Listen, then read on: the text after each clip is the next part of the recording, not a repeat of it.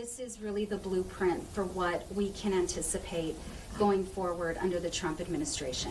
Just this afternoon, a federal judge temporarily blocked the Trump administration's freeze on federal grants, a decision that has sent shockwaves through communities nationwide, potentially leaving many programs from urban centers to rural areas in limbo. Local leaders, including Congresswoman Veronica Escobar, addressed the media moments ago on what this could mean for El Paso.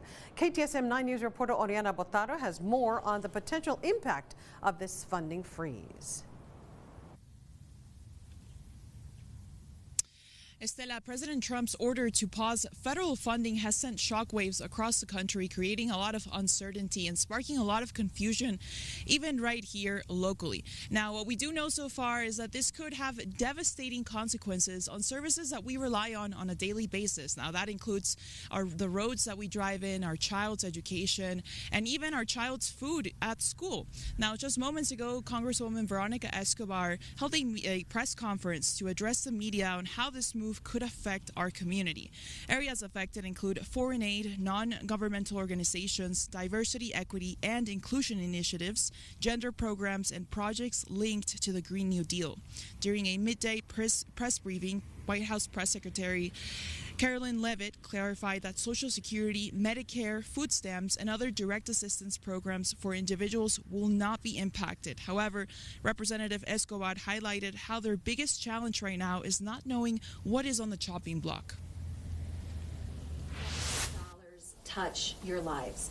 In some communities and with some organizations, the impact is more significant, but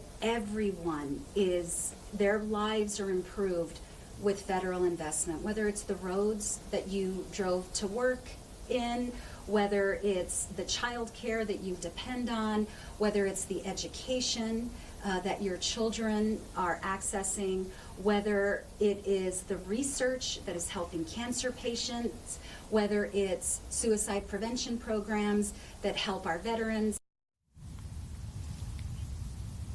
Again, this move could have widespread implications for healthcare research, education programs, and meal assistance. While the memo excludes Social Security and Medicare from the freeze, it does not clarify which other programs may be spared.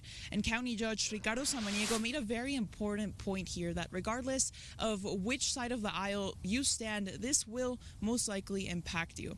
Now, coming up in their next half hour, we'll have more of those reactions from our local leaders, and we know what organizations are saying as well. For now, I'm reporting in Central El Paso, KTSM 9 News. Estela, back to you. Okay, Ariana, thank you very much. So stay with KTSM for the latest updates on this funding freeze and what it could mean for programs nationwide.